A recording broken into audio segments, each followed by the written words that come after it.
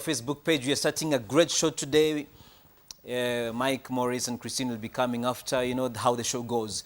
And in the meantime, so go to a Facebook page. There is Circuit Y254. You can go to my own personal page at Dominic George and make your comments there, ask your questions there. So there are some books that I read, and one of the best books that I read is one of the best authors I love is Robin Sharma.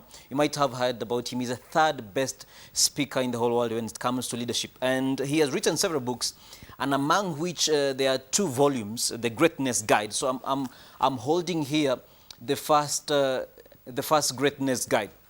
So I want to share with you a few ideas about, he has shared with here about wealth. And he says there are 7 forms of wealth. And I thought of sharing this with you because I think most of us tend to go for the economic wealth, money, but he says there are 7 others. And that's the only way you can say you are rich after attaining them. And I'm going to go through them pretty quickly. The first one is inner wealth. He says this includes a positive mindset, high self-respect, internal peace, and a strong spiritual connection, right? So this is what you call inner wealth, that you feel good about yourself and you have a positive mindset that says, I can do it, I can overcome, and I have a strong sense of spiritual connection with God, with what beliefs gives me meaning. So that's the first one. And then he gives the second one is what he calls physical wealth. And he says, your health is your wealth. What's the point of getting to a great place in your career if you are sick getting there, right? And then he says, why be the best business person in the hospital ward? And finally, why be the richest person in the graveyard? So the second one he says is physical health. And today we have so many physical illnesses that we've got, and so many psychosomatic illnesses as we call them. And he says there is no point of becoming so rich and then use all that money to pay for your hospital bills. So take care of your physical health. And if you have physical health, don't think that you're poor because so many don't have it. And then he goes on to the third one, which he calls the family and social wealth. That when you've got friends and family around you, people you can confide into, people who care about you, people who will be there for you when you go through tough times, when you get sick, when the relationships break, when businesses don't work. This is wealth because they are there for you. There are many people who are rich, but they do not have people they can count on. And he says that family and social wealth is pretty good wealth. Then he talks about professional wealth. This is when you're good at what you do. You are a camera person, like the camera persons have got here, you're good at what you do.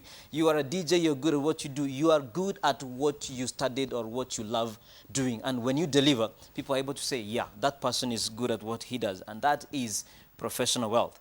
Then he comes to what we commonly understand and money wealth or economic wealth. When you've got money, when you've got some money in your bank account, and he says money is important. There are some people who say money is not important or money cannot buy you happiness. Sure, money cannot buy you happiness, but it makes life easier, definitely. And it allows you to live in a nice place, go to nice places, and be able to eat nice things, if you want to say. And then he goes on to the 6th form of wealth, which he calls the adventure wealth. That all of us want something new. You don't want the same monotony, the same pattern, the same routine. He talks about rhythm. And that's where it comes to what he refers to as adventure wealth. Going to new places, meeting new people. If you are able to meet new people every other time, if you're able to go to new places every other time, that's what he refers to as adventure wealth. And the last one is what he refers to as impact wealth. Now, there are so many people who may not be economically wealthy, but they are making a difference in people's lives. And this is what he refers to as impact wealth. Are you able to make a difference? Are you able to improve people's lives? This is an impact wealth. Do not ignore it. And I thought of sharing this with you this morning so that you might realize that there are different wealth that you can pursue. The best is to have a balance of the 7. And I'll just read them quickly as I have mentioned. Have a balance of the 7, not just one. Don't just go for money. Don't just go for physical health. Go for all, definitely. But the best is when you can attain a balance. And this is what he says. As I've said, the first one is inner wealth, physical wealth, family and social wealth, career or professional wealth, economic wealth, and adventure wealth. And finally, the impact wealth. So think about these 7 forms of wealth and think which one of them are you good at, all right?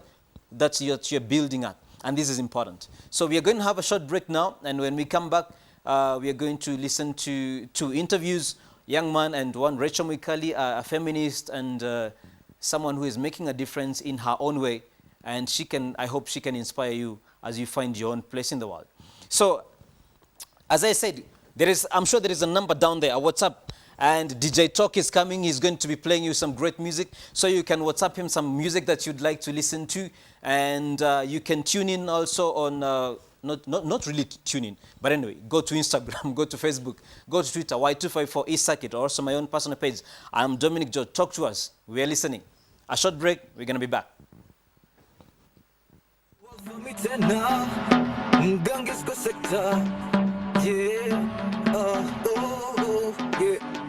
Amuna, yeah, twende kazi, Ganges kama kawa. Let's go.